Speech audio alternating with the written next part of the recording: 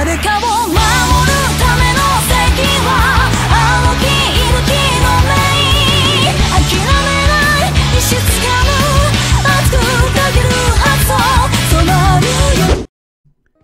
Hey guys, MegamanNG here, and we are back with another Gen 6 Wi-Fi battle. This time around, I take on Chris, and you want to know what the most interesting thing about this?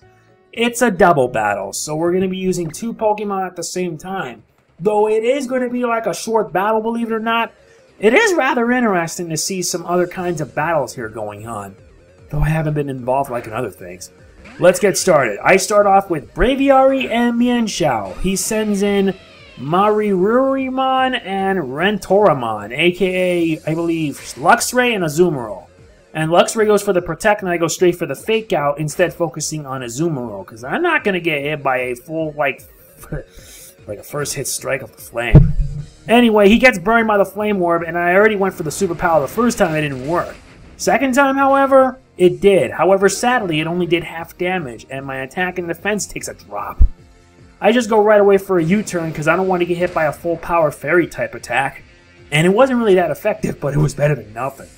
So I have to make the switch, and I ended up switching into my Rotom Frost. Yeah, it's not Rotom Wash, it's Rotom Frost.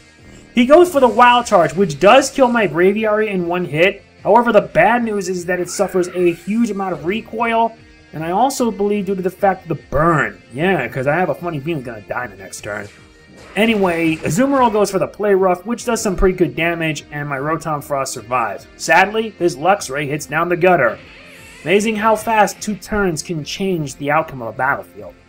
And he sends in Bakufumon, aka Typhlosion. I meanwhile go straight with Starmie.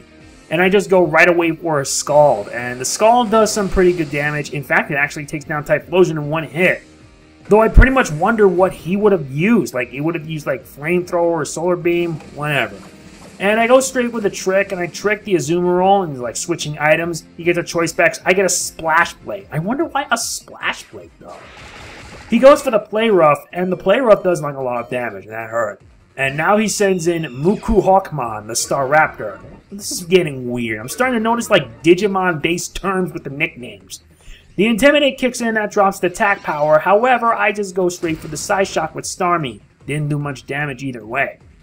And he goes for the Aerial Ace and takes down Starmie, and I'm like, oh damn, that was dangerous. Well, luckily at this point I did survive the first attack, so yeah.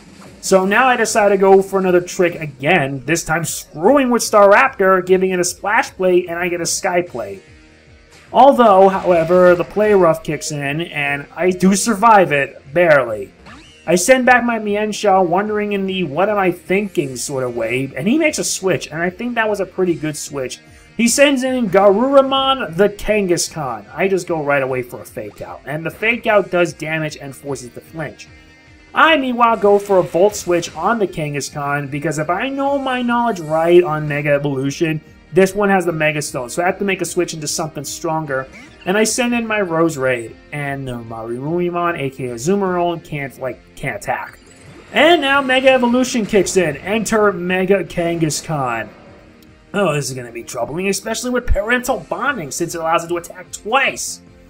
And the Fake Out kicks in on Rose Raid, and surprisingly, it does more damage. Though I wonder if the first one did a lot more. But I went for a Drain Punch, and the Drain Punch takes it down without much effort. Yeah, Mega Kangaskhan can be dangerous, but its defenses, not so much. Though Rose Raid gets the flinch, Azumarill decides to take out my Mienshao with the Play Rough, which does a whole lot of damage.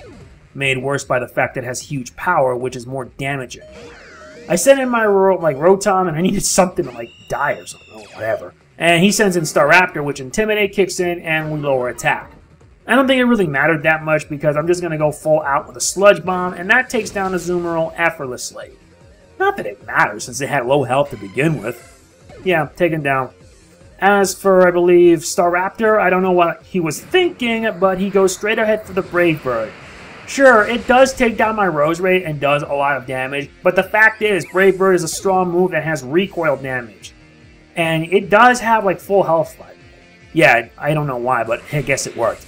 And I went for the Volt Switch, and the Volt Switch took down Staraptor easily. Yeah, I had no idea if it would work. So at least for me, I get to make a switch right away, but I was running out of Pokemon by this point, so yeah.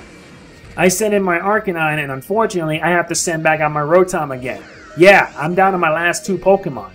He, meanwhile, goes for his Scizor, and I just go straight ahead for the Crunch. I should have went for the Flare Blitz instead. The Flare Blitz would have done more damage, and it would have ended the fight.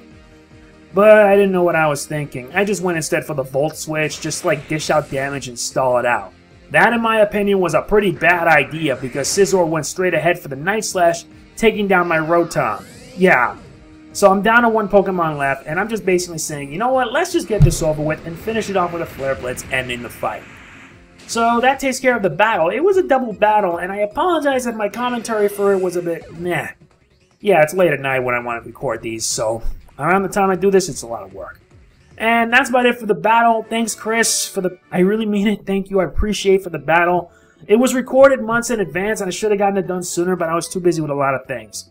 Anyway, thank you guys for watching. Please don't forget to answer the QOTD in the description. And if you enjoy it, please hit that like button. It does mean a lot to me. And I'll see you guys next time for another Wi-Fi battle. Alright, peace.